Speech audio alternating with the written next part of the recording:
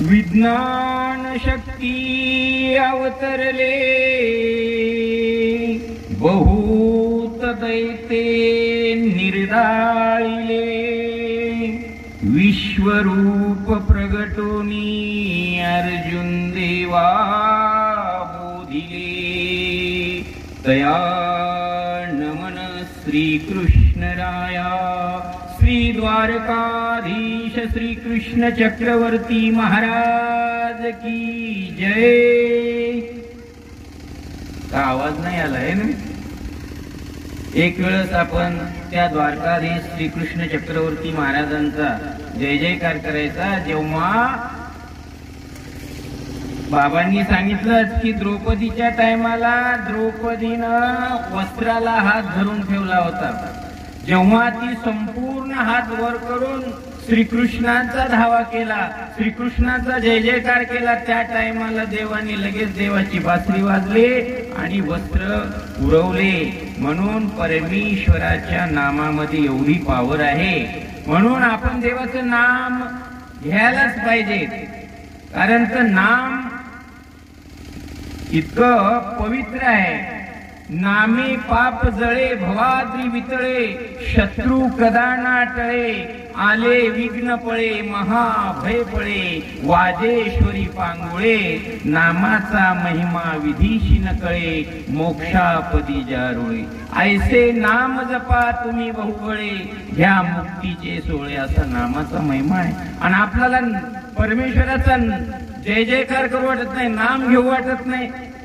आता तुम्ही जर घेतलं नाम तर आपले मुलं बाळे घेतील, आपण जेव्हा भक्ती करू तेव्हा आपले मुलं बाळ भक्ती करतील। तर आपण इथं आलो, आपलं तर भोजन होणारच आहे, परंतु हे ज्ञानमय, हे भोजन, हे अमृत, ह्याला महत्व असते, ते निमित्त असते। परंतु ज्ञान घेण्यासाठी परमेश्वराचं नामस्मरण केल्यानंतर आपल्या अंतःकरणामध्ये ब्रह्मविद्येचं ज्ञान, तत्वज्ञान बसत असते। म्हणून सर्वांनी वर हात करायचे द्रौपदी सारखे आणि श्रीकृष्ण चक्रवर्ती महाराजांचा एकदा जय जयकार करायचा। सर्वज्ञ श्री चक्रधर स्वामी की जय, द्वारकाधीश कृष्ण चक्रवर्ती महाराज की जय। सर्वस्व त्याला अर्पण करणे हे त्याचं वर हे आहे। हात वर करणे म्हणजे देवा तुला मी सर्व तन मन धन अर्पण करून परमेश्वरा मी तुझा जय जयकार करतो। त्या टायमाला परमेश्वर आपल्याकडे पाहत असतो। अहो, एखाद्या यात्रेमध्ये जर एखादा माणूस जर हरपला तर त्याचं नाव घेतल्याशिवाय त्याची ओळखी होत नाही, तसं परमेश्वराचं नामस्मरण केल्याशिवाय तो आपल्याला प्राप्त होत नाही। सर्वात कलियुगामध्ये सर्वात महत्वाचं जे सांगितलेलं आहे ते नाम, कारण अन्य संप्रदायामध्ये मी सांगितलंय, वारकरी संप्रदायामध्ये नाही म्हटलेलंय, हरिमुखे म्हणा हरिमुखे म्हणा पुण्याची गणना कोण करी। म्हणजे नामस्मरणाला एवढं महत्व आहे। त्या दरिद्री असलेला सुदाम जेव्हा परमेश्वर श्रीकृष्ण महाराजांचं नामस्मरण करतो, त्याची अशी परिस्थिती होती की त्या सुदाम भाळी विधीने लिहिले की भीक मागावे, त्या लिखिताचे मोडोनी प्रभूने लिहिले की न भीक मागावे। असं कशाची पावर आहे? नामाची पावर आहे। श्रीकृष्ण श्रीकृष्ण श्रीकृष्ण करत करत करत द्वारकेला गेला। अरे दृष्टपट तर मिळतेच, परंतु अदृष्टपट सुद्धा परमेश्वर आपली प्राप्ती देतात, असं नामाची महिमा आहे। म्हणून नाम आपण परमेश्वराचं घ्यायला अजिबात संकोचू नाही। आताच बाबांना सांगितले की बाबा तुम्ही जर आचरण केलं तर मुलं आचरण करतील, मुलाला संपत्ती कमवून ठेवू नका, काही कमवून ठेवू नका, परंतु मुलासाठी फक्त भक्ती मार्ग, परमेश्वराचं नामस्मरण, भार फिरे आकाशी तिचे चित्त लेकरावरी। तसं तुम्ही जर परमेश्वराचं चिंतन केलं तर तुमच्या लेकरा बाळाचं बरं होतं। भलं होते, पैसे ठेवून भलं होत नाही। बँकेमध्ये कधी गेले असाल तर बँकेमध्ये पाटी लिहिलेली असते, अर्थो रक्षती रक्षत, परंतु अर्थो रक्षती रक्षत नसून धर्मो रक्षती रक्षत असं आहे. लक्षात ठेवा, पांडवापाशी काय होतं? फक्त धर्म होता. आणि दुर्योधनापाशी काय होतं? संपत्ती होती, अर्थ होत. मग त्या अर्थाने त्या दुर्योधनाचं रक्षण झालं का? आणि पांडवाचं कशानं रक्षण झालं? त्या नामस्मरणानं, धर्मामुळे रक्षण झालं. धर्मो रक्षती रक्षत. अशा प्रकारे नाम परमेश्वराचं घ्यायचं. आणि आपल्याला तर आता आहेच, आमची परिस्थिती काय आहे बोलताना, तुमची परिस्थिती काय बसताना हे बी माहिती आहे. तरी ज्ञानाला महत्व आहे. वर्षातून एकदा दिवस येतो. आलं लक्षात?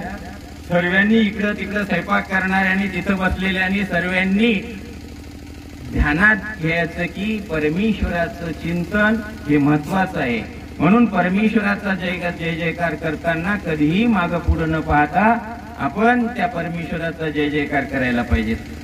या श्री द्वारकाधीश मंदिर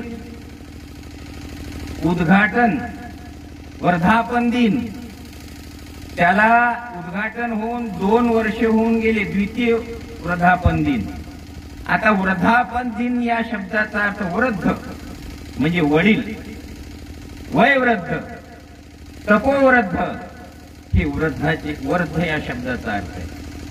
वयवृद्ध, तपोवृद्ध. तपश्चर्येने वृद्ध झालेला, वयाने वृद्ध झालेला, असा वृद्ध या शब्दाचा अर्थ आहे. आणि वृद्धापन दिन आपण जेव्हा करतो त्या टाइमाला आपण सिंहावलोकन केलं पाहिजे. आपण जर सिंहासारखं जगायचं असेल तर सिंहासारखं पाठीमागं अवलोकन केलं पाहिजे. कधीही सिंह चालताना बघा पाठीमागं पाहत पाहत चालतं.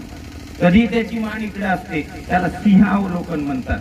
तर हे सिंहावलोकन करणं म्हणजे वर्धापन दिनाचा काळ आहे.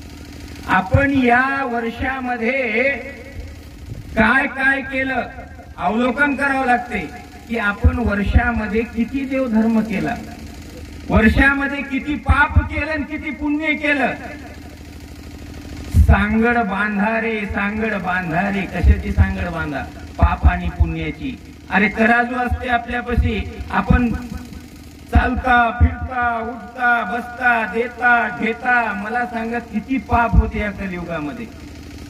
कलियुग काय म्हटलेले सर्वज्ञ श्री चक्रधर स्वामी महाराजांनी, कलियुग असून विसूळ हिंसा आहे कलियुगामध्ये. उठता बसता. तुम्हाला आठवते का बुद्रुक लोक असतील इथं, त्या टायमाला आपल्याकडं H4 नव्हता, हे फवारण्या नव्हत्या. त्या टायमाला काय शेणामध्ये घोलायची सारखी 97 बुरी अशा ज्या व्हरायट्या होत्या. काही नाही, शेणामध्ये घासायच्या आणि पेरायच्या.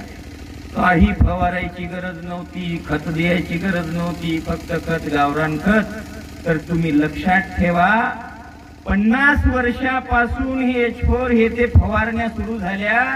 अरे भले माणसं हो, एक जर बॉम्ब टाकला तर कितीतरी संख्यानं जीव मरतात. तसं हे फवारण्या आहेत.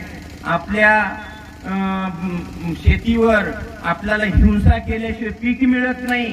लक्षात ठेवा. आणि हिंसा जिथं घडली त्याला कोणती भूमी म्हणतात? तामस भूमी म्हणतात. आता त्या म्हणजे स्टेज संचलन केलं कृष्णा वांदेशकर, ते म्हणू लागले की भूमीमध्ये सुद्धा गुण असतात. कारण आऊट हाताची निमाणे म्हणजे 3.5 हाताची निमाणे प्रत्येक भूमी रज तम सत्वांनी भरलेली असते. तर ते भूमी सत्वरूप कशी होते आणि सात्विक भूमी कशी असते, राजस भूमी कशी असते, तामस भूमी कशी असते. तामस भूमी याला म्हणतात की जेव्हा तिथं हिंसा वर्तते, त्या हिंसा वर्तल्यानंतर तिथं तमगुण निर्माण होतो. म्हणून ते भूमी तामस होते. आणि ते तामस भूमी झाल्यावर काय म्हटलेले श्रीकृष्ण महाराजांनी गीतेमध्ये, तामस भूमी झाल्यानंतर तमगुण निर्माण होतो, क्रोध निर्माण होतो. म्हणून श्रीकृष्ण महाराज म्हणतात क्रोधात भवती सम्मोह, सम्मोहात स्मृती विभ्रम, स्मृती भंशात बुद्धिनाश, बुद्धिनाशात प्रणश्यती. अरे बाबा, जेव्हा तुम्हाला क्रोध निर्माण होतो त्यावेळेस तुमच्या क्रोधामध्ये तुम्हाला विवेक राहत नाही, आणि विवेक नसल्यावर तुमच्याकडून काही घडते, जेणेकरून नरकाला जाण्याचे आपल्याला निर्माण होते. दुर्योधन